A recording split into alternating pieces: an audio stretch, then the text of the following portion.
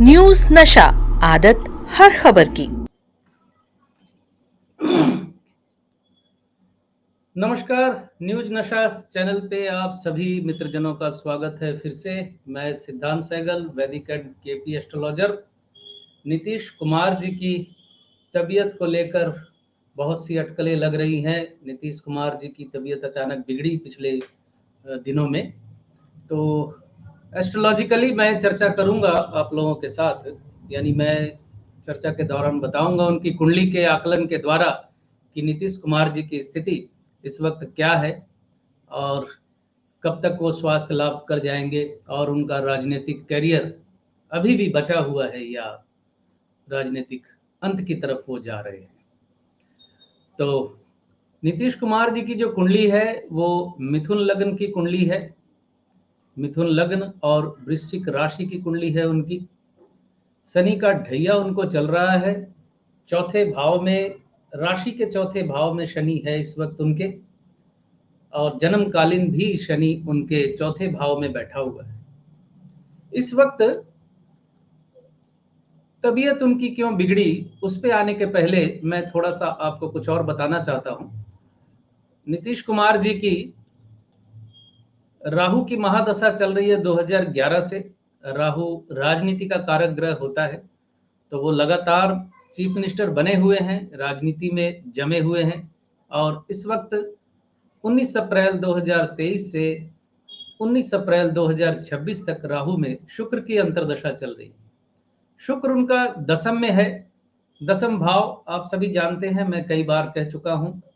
दसम भाव से जुड़े होने का मतलब है सत्ता से जुड़े रहना, सत्ता के साथ संबंध बने रहना। तो शुक्र की अंतर्दशा जो है उनकी शनि के नक्षत्र में है। शुक्र उनका दसम में बैठा हुआ है, 10th हाउस में। तो शुक्र दसम से कनेक्ट कर रहा है, लेकिन अपने नक्षत्र के माध्यम से शुक्र अष्टम भाव से कनेक्ट कर रहा है और चौथे भाव से कनेक्ट कर रहा है।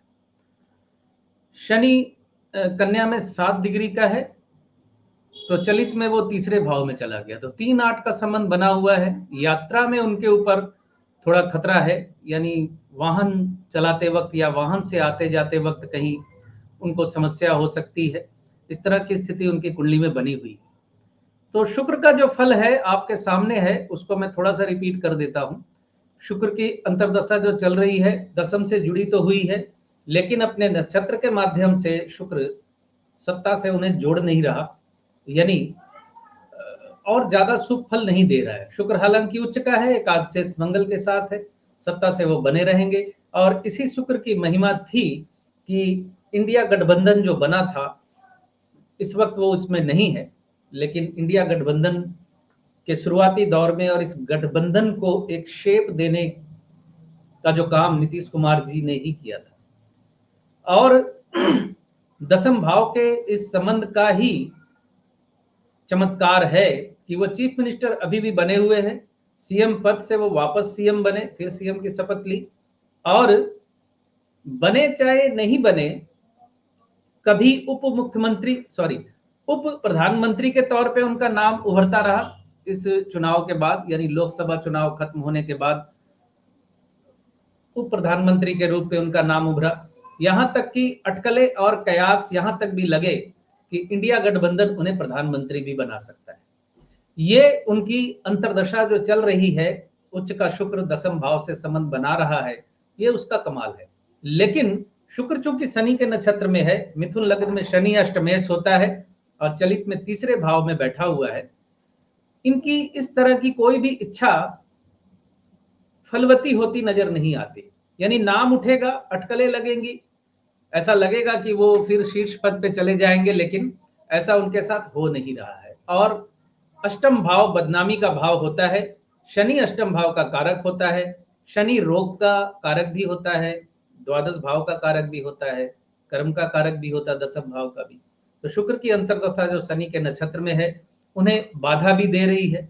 और वर्तमान में इस वक्त उनका जो स्वास्थ्य बिगड़ा है, उसका कनेक्शन भी आपको मैं बता देता हूं। ज्योतिष में रुचि रखने वालों को काफी इंटरेस्टिंग लगेगा ये वीडियो। वो सुनेंगे अगर ध्यान से पूरा, तो समझ पाएंगे कि किस कॉम्बिनेशन की वजह से गड़बड़ हो रही है, यानी हेल्थ को लेकर। तो अभी शुक्र में उनको 16 मई 2024 से राहु का प्रत्यांतर शुरू हुआ है, जो 27 अक्टूबर 2024 तक चलेगा। राहु, आप जानते हैं, अचानक दुर्घटना या किसी भी प्रकार की अचानक घटना के लिए राहु जिम्मेदार होता है। और राहु गुरु के नक्षत्र में है। गुरु कुंभ राशि में 24 डिग्री के और राहु कुंभ राशि में 26 डिग्री के है। तो राहु और गुरु दोनों का संबंध नवम भाव से बना हुआ है। और मिथुन लग्न जो है, मिथुन लग्न का जो सप्तम भाव होता है, यानी बृहस्पति मिथुन लग्न में मारक और बाधक होता है।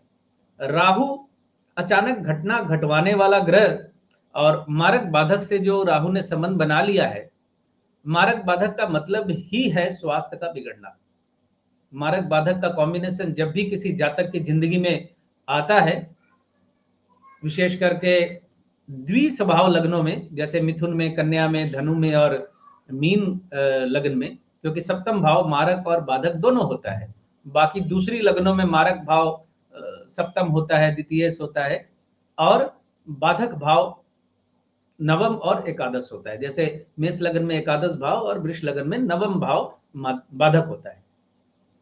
तो यहां राहु मारक बाधक गुरु के नक्षत्र में होने की वजह से उनका स्वास्थ्य बिगड़ा है अचानक। अब निश्चित तौर पे दर्शक मित्र ये जानना चाहेंगे कि ये स्वास्थ्य उनका जो बिगड़ा है, कब तक वो स्वस्थ हो जाएंगे और कितना बिगड़ने का योग है, या क्या स्थिति बनेगी, जो भी आप मन में कयास लगाते हैं लोग। तो मैं बता दूं, अभी 1 जुलाई 2024 तक, 1 जुलाई 2024 तक उनका स्वास्थ्य सुधरता नजर नहीं आ रहा। उनके स्वास्थ्य में सुधार 1 जुलाई 2024 के बाद होता नजर आ रहा है। हालांकि राहु का प्रत्यांतर अभी भी चल रहा है।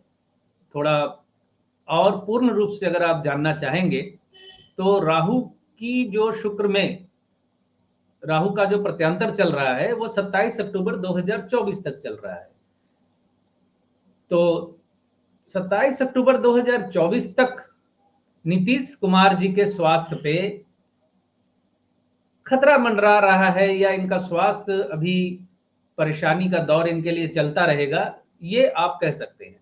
लेकिन राहु के प्रत्यांतर में राहु की सूक्ष्म दशा, उसके बाद उसकी सूक्ष्म दशा, जो चीजें पलटती हैं, समय जब पलटता है तो फलादेश में अंतर आने लगता है। तो राहु के प्रत्यांतर में राहु की सूक्ष्म दशा चली नहीं गई, 1 जुलाई तक चली जाएगी। 1 जुलाई से फिर बृहस्पति शुरू हो जाएगा।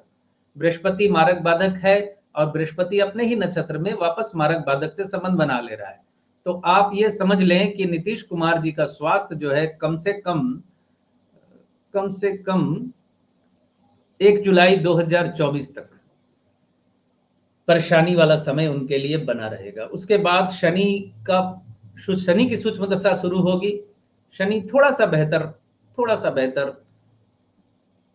फल देने का योग बना रहा है, और इन सारी चीजों का संबंध जो है उनके भाग्य भाव से बन रहा है। अमूमन मैं किसी की आयु वगैरह पे कमेंट नहीं करता, और ईश्वर करे वो स्वस्थ रहे, स्वस्थ हो जाए।